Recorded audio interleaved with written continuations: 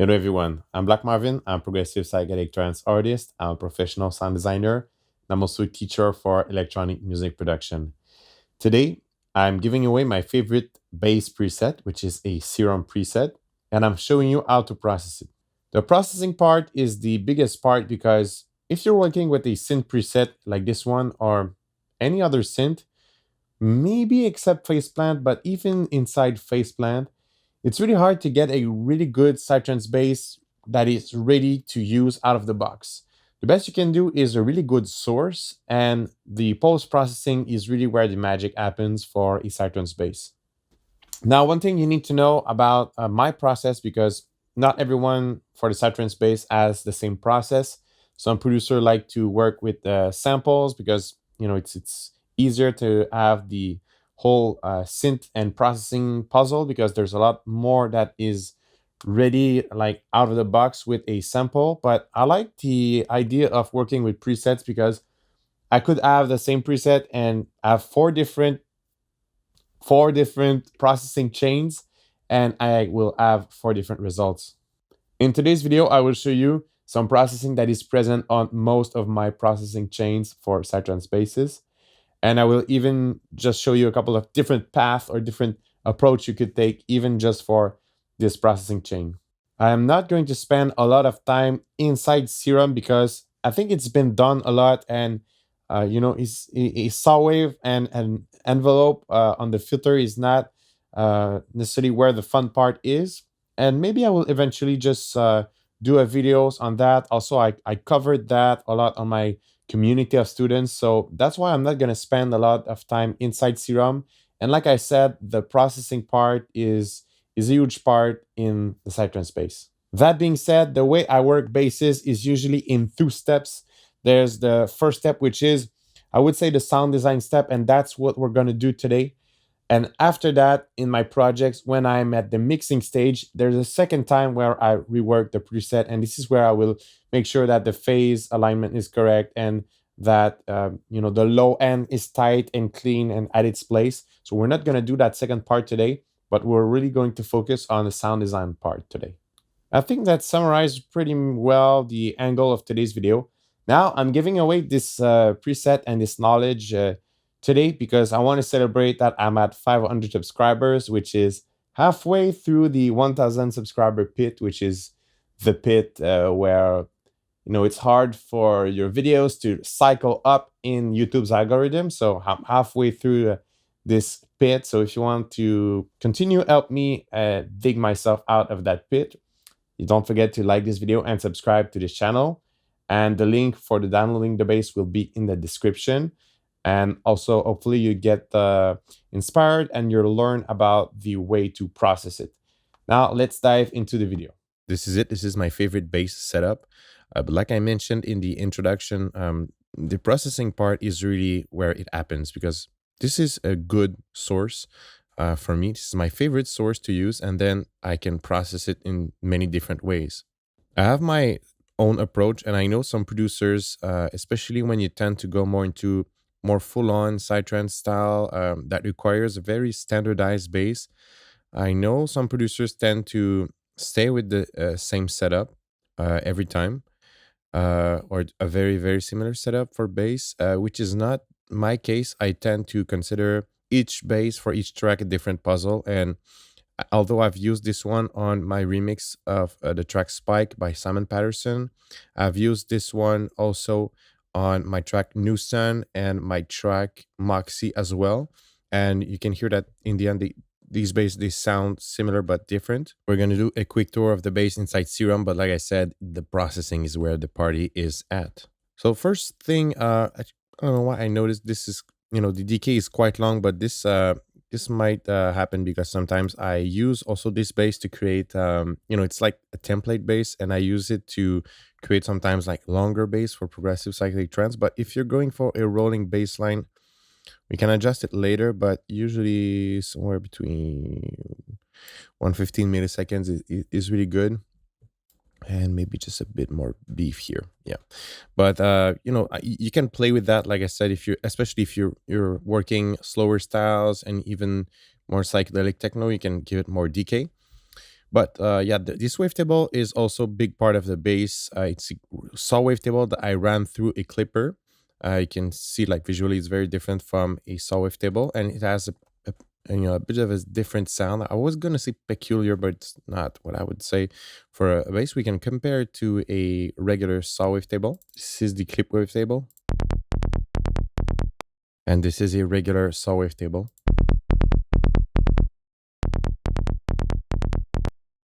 I would definitely prefer this one. And the usual envelope on the Moog low filter. I'm not spending a lot of time inside Serum because like there's a lot of Psytrance based tutorial that's showing you this inside Serum. So I really don't want to focus on processing, but still, yeah, that looks a bit like it, the setup.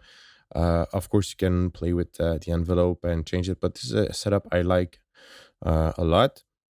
And there's no effects because I keep it pretty pure inside Serum. So now this is what we're going to use to preview it. So this is number 2, the bass is right here, and the kick is number 1.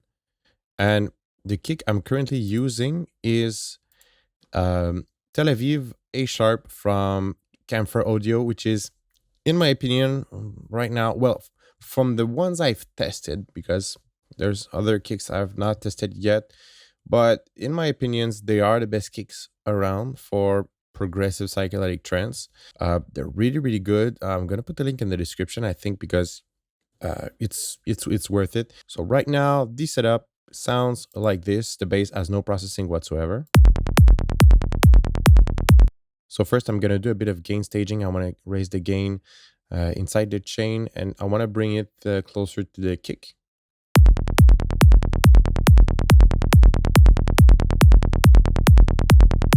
I'm using the Kilohearts gain for this. Now, True Iron by Kazrog, which is a transformer emulation, and it is saturation. That's what it is. It is very subtle, soft saturation.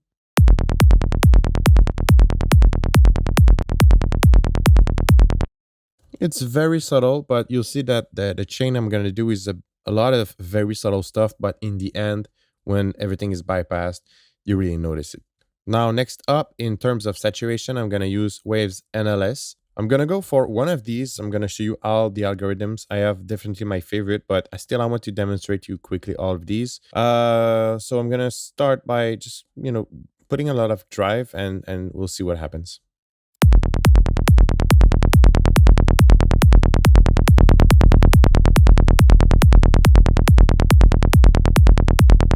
So now let's cycle through these and pay attention to what it does.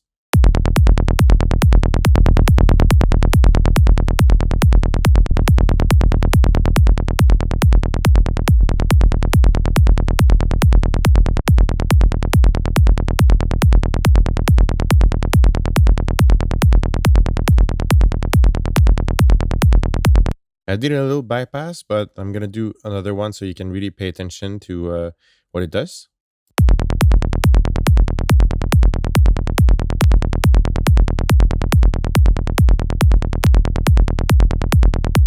You can hear that it adds color. Also, the mic algorithm really usually creates a very heavy low end, which sometimes is cool. Other times, it's not necessarily what you're looking for. So this algorithm, they can alter a bit the spectrum, but it's not a problem because in this chain, one of the key concepts of that processing is that we're going to do a lot of push and pull processing. So we're going to push with some harmonic distortion. We're going to saturate some of the stuff, and with some EQs and some other techniques, we're going to take some of the stuff out. So we're pushing in some places and we're cutting in some places. So in the end, it's not a bad thing if it alters the spectrum. We're going to recalibrate it later. Next up, we're going to get Multipass, and now we're going to start the multiband processing. And multiband processing on Psytrance basis it's a must. Just the fact of splitting the bands, it really alters the bass in a pleasing way. I'm going to do one of the usual with Multipass, and it's distortion on the mid band and also on the top band.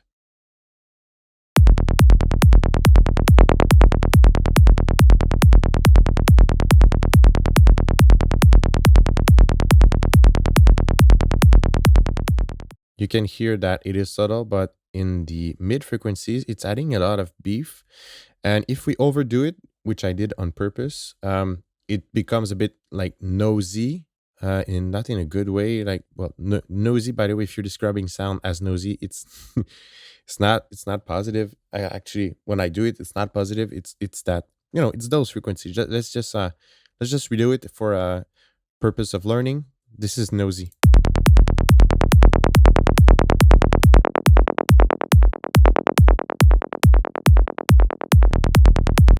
It becomes unky, and if you put it too much, it's like too much beef.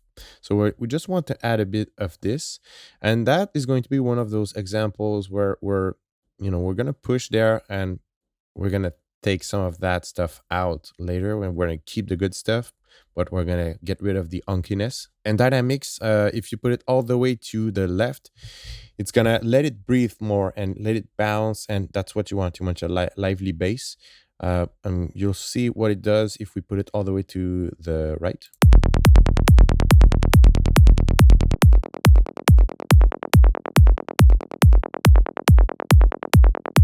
It really like pushes it against a ceiling sort of, and it starts to sound a bit like tubey behavior, which can be good sometimes, but in this case we really want that setting where it's lively and it's breathing in terms of dynamics.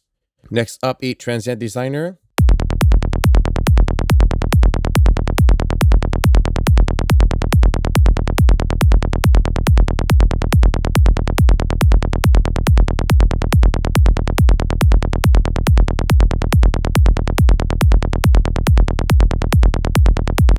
So this contributes to a bit of the clickiness and the sharpness of the bass, and we really don't want to overdo it. I'm at 16%, and it's just the biggest amount we'll put, because here we are at 7%, and that's pretty much it. You really don't want to overdo it. The original speed is good, and the speed is like the speed at which the transient shaper is going to process incoming transients. And yeah, usually original speed is good, but in this case, I felt it sounded a bit better with like faster speed. Now you might be noticing that we're pushing a lot these, but we're kind of leaving the sub alone, and that's a really good reason, because we want the sub signal to be pure, but also we're kind of throwing the spectrum of balance here, since we're touching a lot these ones, but we're not really pushing here. So we'll fix that later again with some push and pull. I just want to really make that point that the push and pull techniques are a big stuff here. It's a big deal. So yeah, last thing I want to check is that band split position that can also change the sound. So let's see.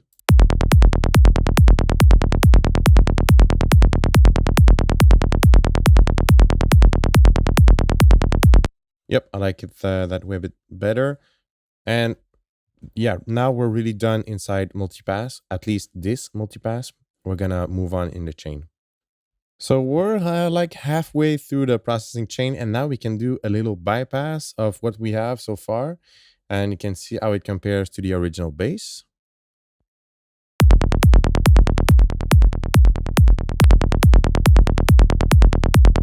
Now, one really important thing that I kind of went just past it, because it sounded already kind of good without sidechaining, but it's really a must. We're gonna get duck here, and I have already this. I have some Psytrance bass, but I used lately this one a lot. That's duck. It's really similar to LFO tools, and there's other ways of sidechaining, but in this case, this is how I do it.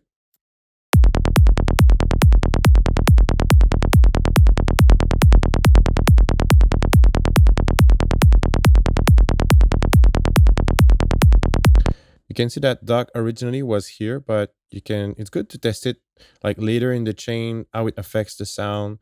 In this case, I didn't hear any significant difference, so I'm gonna put it at the beginning of the chain. Now, next up in the chain, we're gonna do our first EQing with Britchannel from Analog Obsession. First up, we're gonna do a little pull tech trick on the low frequencies, and it goes like this.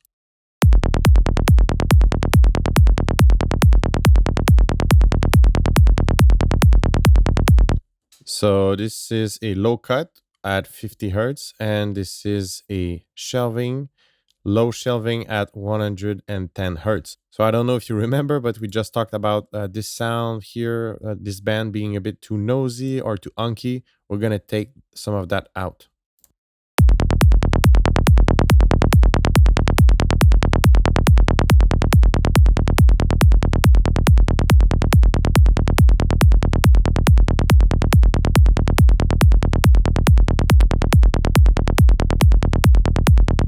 So we did a little bypass here. I think you're starting to really hear what it does. And then we're going to do a bit of shelving on top.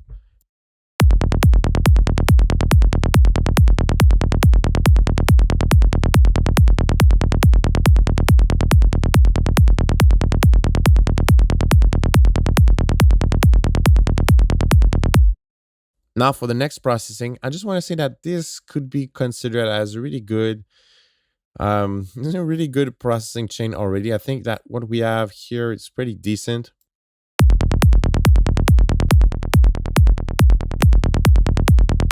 But I just want to say that the next ones, you can kind of see it now if we can branch off in different directions. You could like have these two, you could have only one of these, and we can take different directions. But Izotope Trash 2, here, I'm going to show you what I did.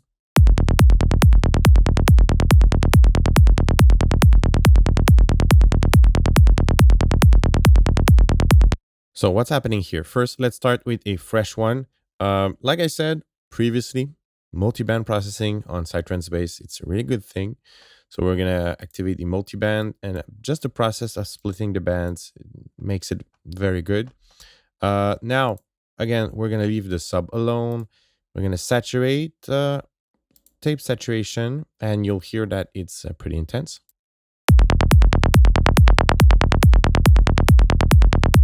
So we're going to lower the mix about here.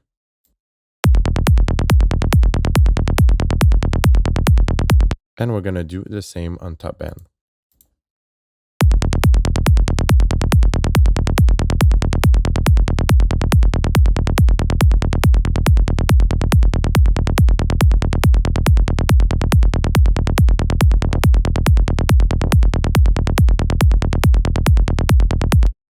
And you might have noticed that when you move the bands, when it's playing, there's some artifacts.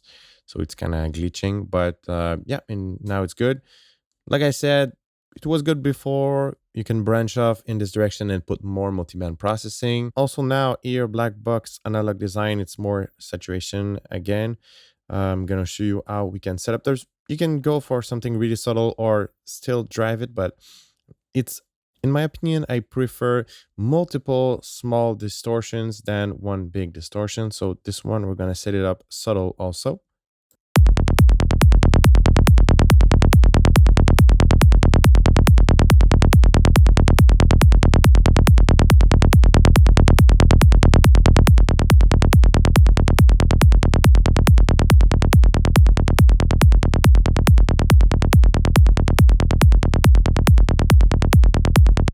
So yeah, that's pretty much like it. Just and we have a very little mix amount, or 17, and we have of course taken some of the output out, so we are leveled out, and it sounds like this if we bypass it.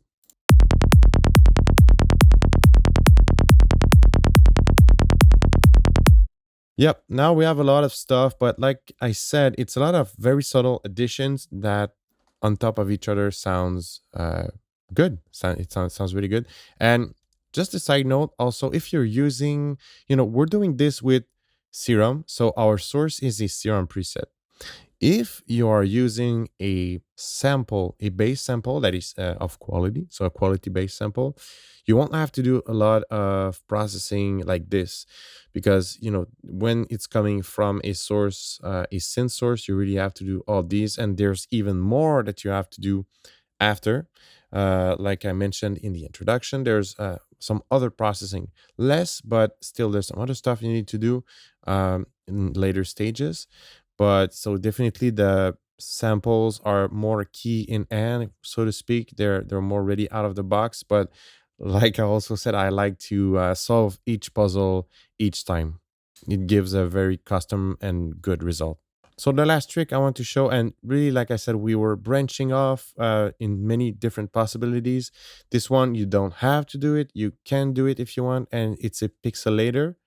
It's a bit crusher, actually, that you can put on the bass, and it sounds like this.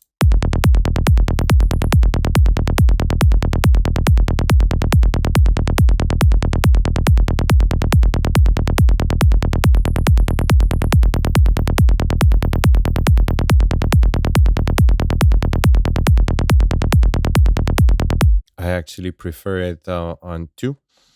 But you can also, yeah, I don't know if you hear, but it sort of makes it a bit sharper, but not in a not in a bad way. Sometimes when you're trying to make things more sharp, it can damage the sound, or sometimes it sounds screechy. Not in this case. Or you can also try to bit crush it more. Then again, it's another push and pull technique. Like bit crush it more and then take it out with an EQ, but keep the behavior, because it changes the behavior of the low end a bit. So you can do that too.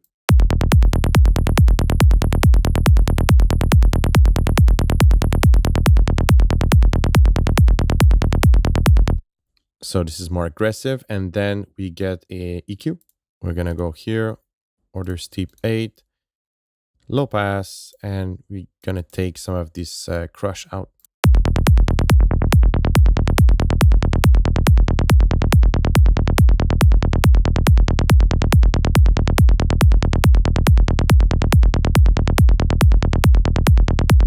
Yeah, it gives some sort of different creamy result, but I definitely prefer that 2 setup here with a bit of mix. Yep, bit crusher. I like it. It's a trick that you can do. You really don't have to do it. Also, what I want to say about this chain is I'm doing it this way, but yeah, there's tons of ways to get there.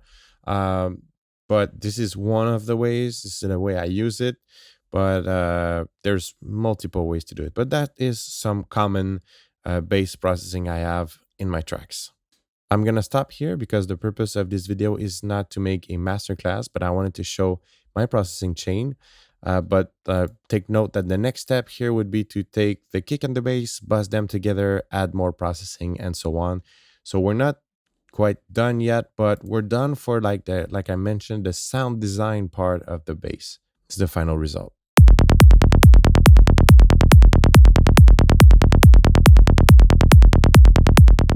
And that's it for this video. It's always a challenge for me to select what I'm going to talk about and what I'm going to leave behind, because in a subject like Psytrance bass, I could say so much. We could have spent hours talking about it. And like I said, this is only half of the process, because when I do tracks, usually there's like a second half, which is really important, but it really shows like a good way to kick off and sound design a bass for your project. If you need some one-to-one mentoring, some help with your music production, some group lessons, one-to-one lessons, and more, don't forget to check out my community of students. And I am not done talking about Psytrance bass. There's more also coming up about pigments, vital, faceplant, all that kind of, passioning, Passionating.